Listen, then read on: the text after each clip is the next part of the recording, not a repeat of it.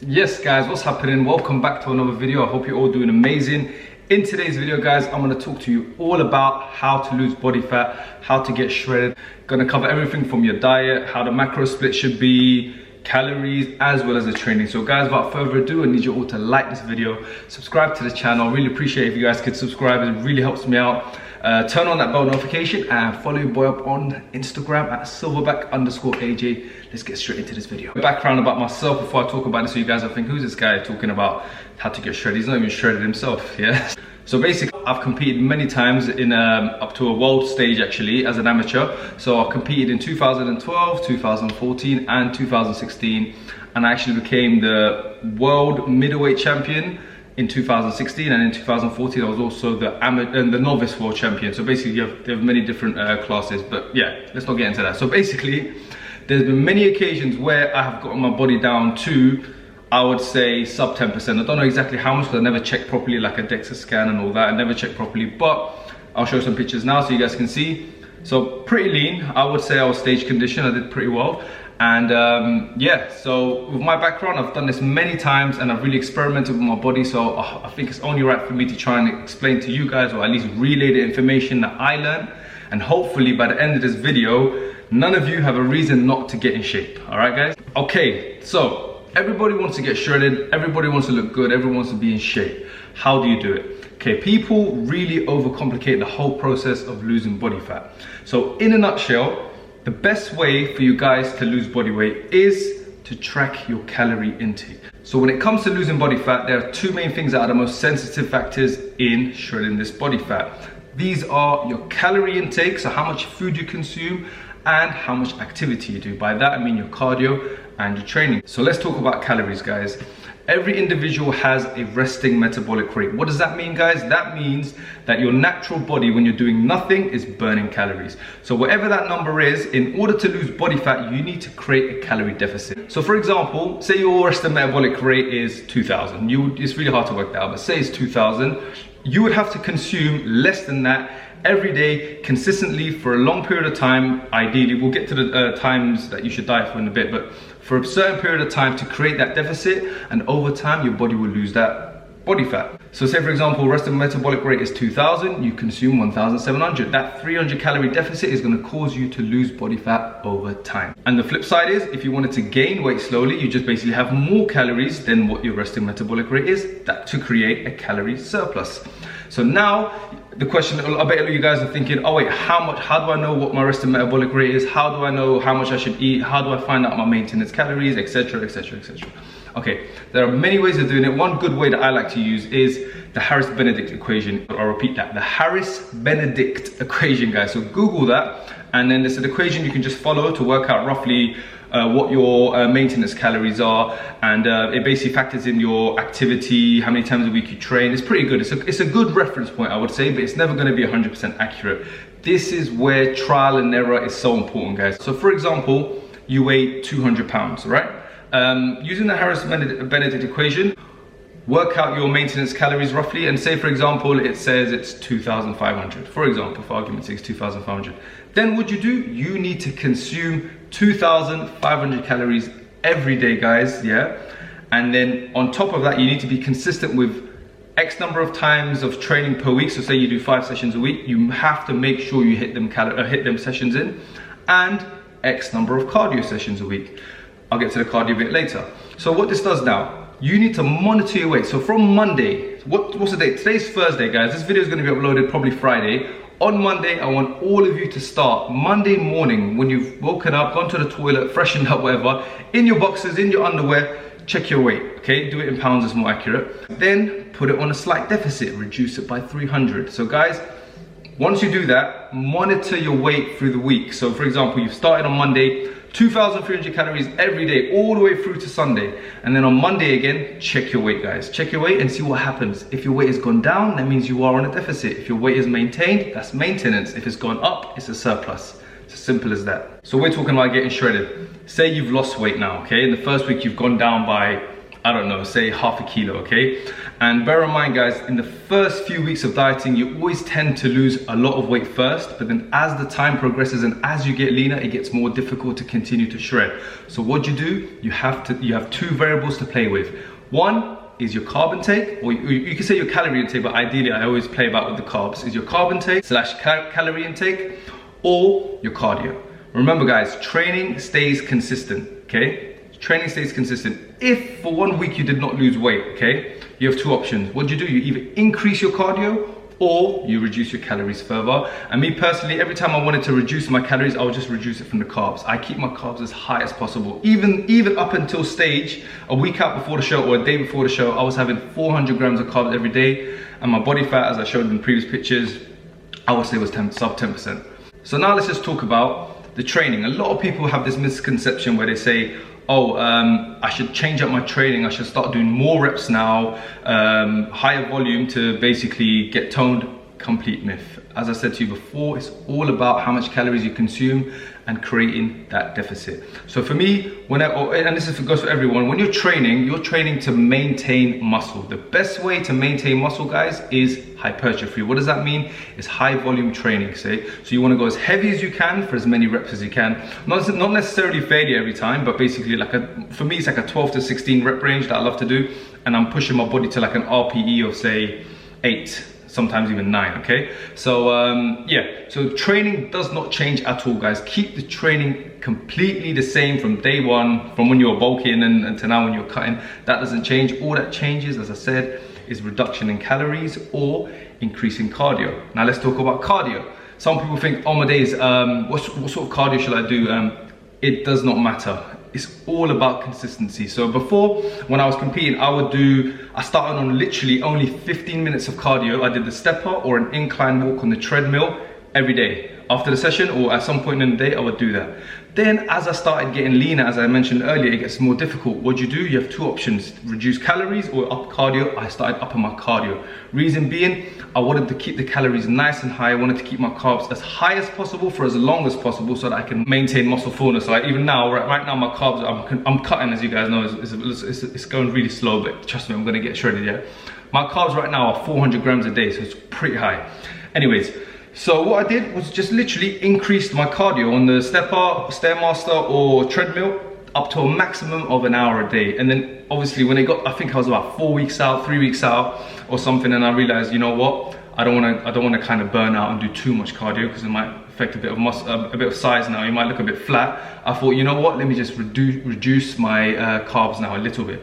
And that's all it was. I just played with those two variables, guys. It's my cardio intake, cardio amount, and my calorie intake. So over time, you just slowly chip away at that body fat until you're in good condition. So now let's talk about how long you should diet for, guys. This again, you're gonna see so many people show you online, like, oh, 6 week ab shortcut or whatever, just trying to get you in shredded, trying to get people in great shape as quick as possible. Look, ideally, the minimum amount of time, and this is the minimum amount of time you should wanna diet for is at least 12 weeks.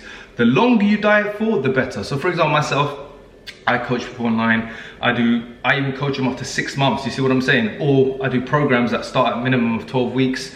Link in the description. Get yourself some programs, guys. So basically, you want to diet for as long as possible, and you want to basically maintain a nice, slow, steady reduction in weight, which hopefully is body fat. Because if your weight loss is too fast, so as I mentioned, you're going to lose a lot of weight in the beginning. Like in the first few weeks, you might lose like even up to 2 kilos in the first week. Then it might go to 1. Then you will notice over time, as you're getting leaner and leaner, your weight reduction increments are going to be a lot less, and that is good. You want to make sure that the weight reduction is literally 0.1 to 0.3 kilos max every week. That way you maintain muscle mass, fullness, and you're not going to feel fatigued. All right, guys, so literally, I couldn't tell you a time scale in how long you should cut for. Everybody's different. I would say minimum of 12 weeks, maximum 6 months. Honestly, it doesn't matter. I've personally, when I did my first ever second show, I was a big guy. I was 110 kilos, 108 kilos, and I dieted down to about 84. So obviously that's quite a lot of weight to lose. I could have maybe done it in 12 to 16 weeks, but I would have literally destroyed myself. I would have felt like a zombie. What I did it over 6 months, really slowly, maintained a lot of strength that way. I felt good, I wasn't moody, everything was good.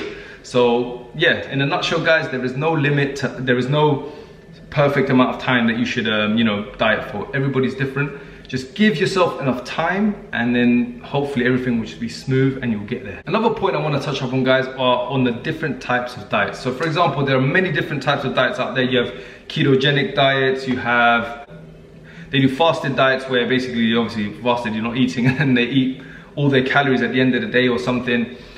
Look, I'm not gonna say these are wrong because it's not, because at the end of the day, let's give an example of the ketogenic diet. This is where it's just high fats and high protein and literally zero to tiny bit of carbs, right? Ultimately, you could go on a ketogenic diet, it's no problem at all, but if your calorie intake, so for example, fats carry the most calories, right? Per 1 gram of fat, it's 9 calories. So fats carry the most calories. If you're on a ketogenic diet and your fat intake, you're not monitoring your calorie intake, right? It can be the most amazing meals and all that, very nutritious, everything, yeah? But if you're consuming more calories than what your maintenance calories are, you're not gonna get lean. It doesn't matter how amazing the diet, it doesn't matter how diverse and nutritious all the meals are. Ultimately, it's just about making sure you're creating that deficit. And also guys, it is better to eat clean. For example, when I say, you might be thinking, what sort of food should you eat? Look, keep it wholesome, keep it clean. So for example, my protein intake is usually either gonna be chicken breast, tuna, and pretty much that's basically, I don't really have any other protein source.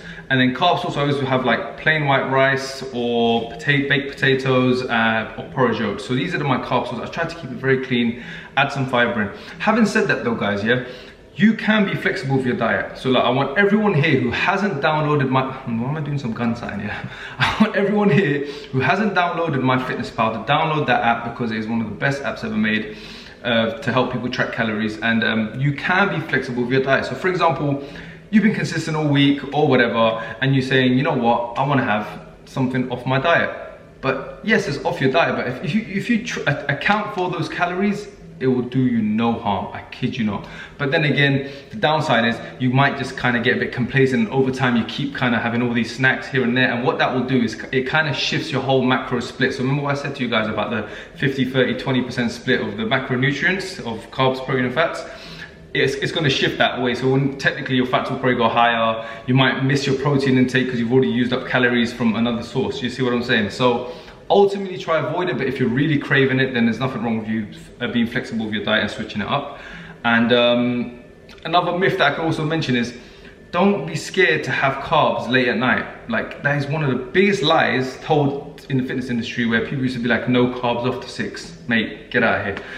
What are you talking about? Like, I was having a fat rice and chicken meal at 10 p.m, 10, 11 p.m. before I slept, and I was doing the same the night before my comp. My point is, I was having big carb meals right before I sleep. Why? Because I was within my calorie limit or intake that I've assigned myself.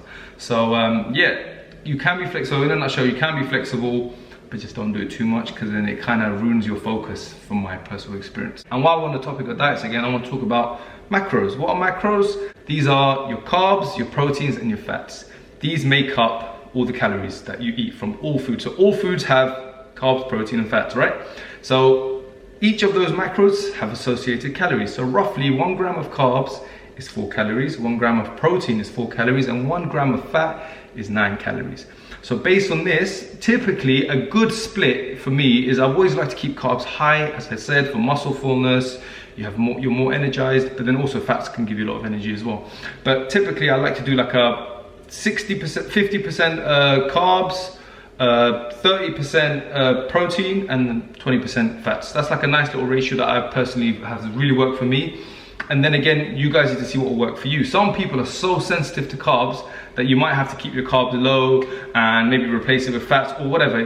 This is where you learn about your body and you experiment, and you believe me, once you start experimenting and you start playing about with these things, you're gonna learn so much about your body, and I guarantee you, you're all gonna be in great shape. But you have to just start, okay? There's no point in thinking about it. There's no point in just reading up. There's no point in watching other people getting in shape and you're just watching and saying, I want to do this too. Just start, just start. Look, if you need programs from anyone, buy programs of people that you trust, that you feel like are doing the right thing and that have results and are actually kind of living that life and showing you that it can be done.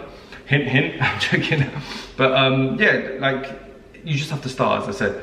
So hopefully guys, I think I covered everything here. You know, I've tried to keep it quite simple. I don't want to get too technical about it and start talking about scientific things and fat cells and all this. It's just gonna bore you. So the main thing to take away from this video, guys, is be consistent with how much calories you consume. Be consistent with your training. Be consistent with your cardio. Consistency, I've said that 4 times now, is the most important thing when it comes to gaining muscle, losing body fat, everything to do with your fitness goals, guys. All right, so I hope this video has shone a little bit of light and information on this topic. And look, we are 18th of Feb, is it 18th of Feb? 18th of Feb. So the weather's probably gonna heat up here around end of April, end of May, you should say. So look, got plenty of time, guys, to really make a change. And I'm almost at an all-time low, guys. So my weight this morning was actually 92.6, which is an all-time low since I've started this whole Bulk to Shred series. But like I said to you guys, I'm gonna do an update when I'm 90 kilos or something close to that so that you guys can see a big change. All right, guys, I'm gonna end the video here. I hope you all enjoyed that video. I appreciate the love and support you guys have shown me over the last year. Content's coming, I'm gonna keep rolling that content. So like this video, guys, subscribe to the channel, turn on that bell notifications, and I'll catch you all in the next video. Take care and bye.